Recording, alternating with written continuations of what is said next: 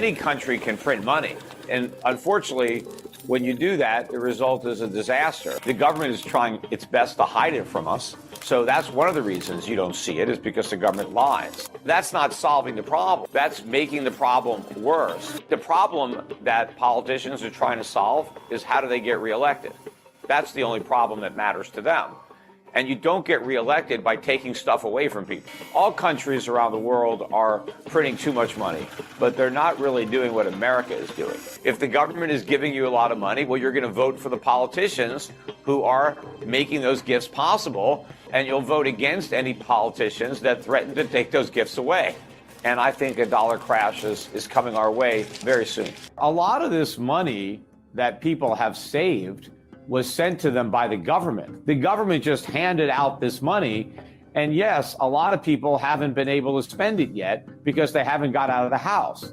And so they have bought a lot of goods. That's why our trade deficits in merchandise are at all-time record highs. So unemployed Americans have been able to shop on Amazon and buy, products made in China. But there's still a lot of other money that they haven't spent yet that was provided to them by the government. And also, we don't know to what only on Becoming Supernatural. Americans not paying their rent, not paying their mortgages because of these moratoriums, and instead they're just holding on to the cash. So if you're told by your landlord, we can't evict you if you don't pay your rent, well, why pay it? I mean, I can live here for free. And so people could be accumulating this cash because they're not paying some of their bills. But yes, eventually, all of this hoarded cash is going to be spent. And if we're not producing more goods and services for the money to be spent on, then all it could do is bid up the prices on the goods and services that already exist. Right now, for every $3.50 the government spends, they only have $1 in revenue. So where is that money coming from? And I mean, we're not getting it for free. So 70% of government spending is being borrowed. But who is the government borrowing from? Well, a large portion of it is the Federal Reserve. And when the government borrows from the Fed prints the money to loan to the U.S. government. And so that is the inflation. Money supply is exploding. That's why you're seeing all these strong numbers for consumer spending, because consumers are simply spending the money that they're getting from the government. In fact, a lot of people are getting more money from the government now, unemployed, than they used to get from their employers when they had jobs. But there's a big difference. When you are working and being compensated for your productivity, that's not necessarily inflation, because you're adding goods and services to the economy that other people can buy. But if you're just sitting at home and collecting a government check, you're not adding any goods and services into the economy, but you're getting money to take goods and services out of the economy. But what that means is that prices go up, because that's all that's going to happen. In the short run, though, we're seeing a huge influx of imports because we're importing the things that we're not producing. And that's why you're seeing the container ships, queued up, with these record long lines. We're seeing trade deficits larger than any trade deficits we've ever seen, particularly in merchandise, manufactured stuff, unprecedented records. And this is a result of all this money printing. But none of it is economic growth. Don't confuse what's happening with a growing economy. There's no economic growth at all. We're spending printed money as the real economy contracts. That is not a healthy economy. A healthy economy is when you don't need to run. Only on Becoming Supernatural. It's when the government is collecting taxes from businesses and individuals who are making more money, and the government doesn't have to spend as much money to try to support the economy because it doesn't need the help. But when the government is spending record amounts of money on unemployment benefits and on other social spending programs, that's not a sign of a strong economy. When the trade deficits are at record highs, that's not a sign of a strong economy. So nothing about the economy is strength other than the printing of money. But any country can print money. And unfortunately, when you do that, the result is a disaster. At least that's what's happened historically. All countries around the world are printing too much money, but they're not really doing what America is doing. Because our trade deficits are only possible because other countries have trade surpluses. So the countries that are running trade surpluses, well, they have viable economies. Their economies are actually growing because they're able to produce all this stuff that we're buying. It's the American economy that's not growing because we have to rely on what other economies that are growing produce because we're not producing. But this only works until the dollar crashes. And I think a dollar crash is coming our way very soon. The government is trying its best to hide it from us. So that's one of the reasons you don't see it, is because the government lies. But also, companies try to find clever ways to avoid raising prices. You know, they do other things. They give you a smaller quantity. They substitute lower quality ingredients. I mean, Americans don't want jobs. I mean, jobs are a means to an end. You want jobs because you need to pay your rent. You want a job because you need to put food on the table. You want a job because you need to, buy clothing and stuff like that. Well, if the government makes you a deal where, hey, you can sit back, you don't have to pay your rent, so you don't need rent money. We're going to send you money. You don't really need to go to work anymore. We're just going to give you what you used to earn. In fact, we'll give you more than you used to earn. Then that's a much better deal. So it's not, people don't want jobs from the government. They just want money from the government. And the government is giving it to them. And what are the politicians getting? Well, they're getting votes, right? If the government is giving you a lot of money, well, you're going to vote for the politicians who are making those gifts possible. And you'll vote against any politicians that threaten to take those gifts away.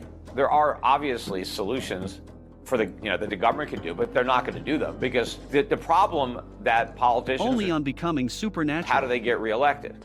That's the only problem that matters to them. And you don't get reelected by taking stuff away from people. You get reelected by giving them more free stuff.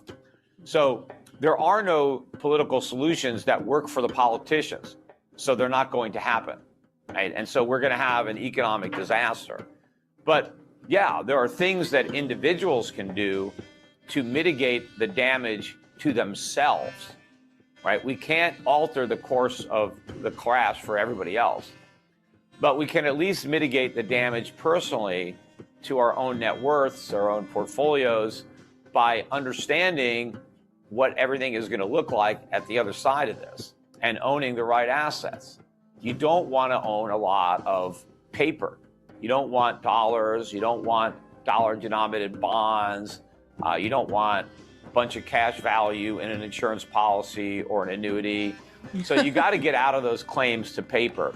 And so the dollar is going to be hit harder, and therefore the average American will feel this, to a much greater degree than will, Europeans or Asians or other people whose economies are not this screwed up and this dependent on exporting their currency and importing everything else. You're always going to have a degree of wealth disparity, and that's a good thing because people get rich by inventing things and increasing production of goods and services, by satisfying the needs and desires of consumers. And, we're not all equal. We're not equal in our ability. We're not equal in our drive or our ambition. And so there are going to be some people that are better at improving the lives of others than some people. And those people deserve to get richer. They contribute more and they deserve more. So you're going to have inequality, but that inequality is a price that we pay for prosperity. We have a lot more prosperity when we have inequality. If we make everybody equal, well, we're just going to be equally poor. And what's good about that? Why do we want to make other people poorer if we make ourselves poorer in the process? But the degree that we have today of inequality, the extremes that we have today, are not the result of, what I just talked about. This is the result of government manipulation of interest rates and money supply and all this stuff that is allowed Only on Becoming Supernatural. by doing nothing but sitting on their assets. Right? These are not, and speculating and borrowing money from the Fed and taking that money and buying stuff and just letting it go up. Right? So this is not the type of wealth creation that lifts all boats, because we're not really creating wealth. We're just marking up the prices of the wealth that's there.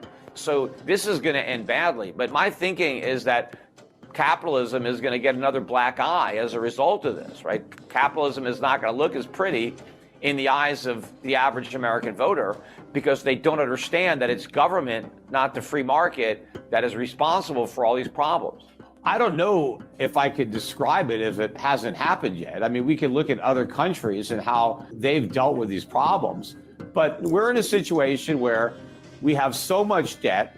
Well, if you have this huge amount of debt and the only reason there's not a crisis is because interest rates are low, what happens if they're not low? What happens if interest rates are high? And I think that's the box the Federal Reserve is in, because the Federal Reserve knows the only thing between the U.S. government and default or insolvency is artificially low interest rates. So if the Federal Reserve knows if it raises interest rates, it bankrupts the government, how is the Federal Reserve going to fight inflation? Because if this pickup in inflation is not transitory, and obviously the longer the Fed waits to acknowledge it's not transitory, the bigger the inflation problem becomes. Well, I don't think it's going to mean the end of the dollar. I think it may mean the end of the dollar as we know it, as the world's reserve currency.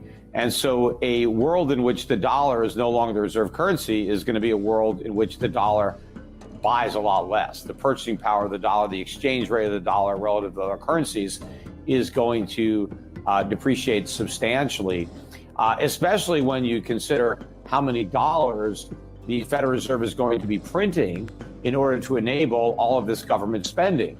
And remember, the only way the U.S. government can service the debt that it has is if the Federal Reserve provides the money, because they're never going to get it from the taxpayers directly through taxes. They're going to get it indirectly through inflation. So this is massive money printing and monetary debasement.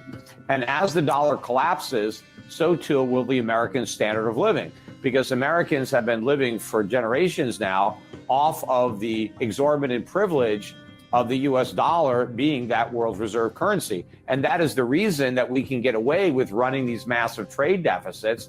We can still consume a lot, but not produce a lot, because the rest of the world is willing to produce for us because they're willing to take the dollars that we print. But of course, it doesn't cost us anything to create dollars. Only on Becoming Supernatural Does it really transfer any real value to our trading partners? Now, right now it does if the dollar is the reserve currency, but if it's not the reserve currency, it's just a piece of paper. And if we don't produce products for them to buy, then there's no reason to hold that paper, and they won't.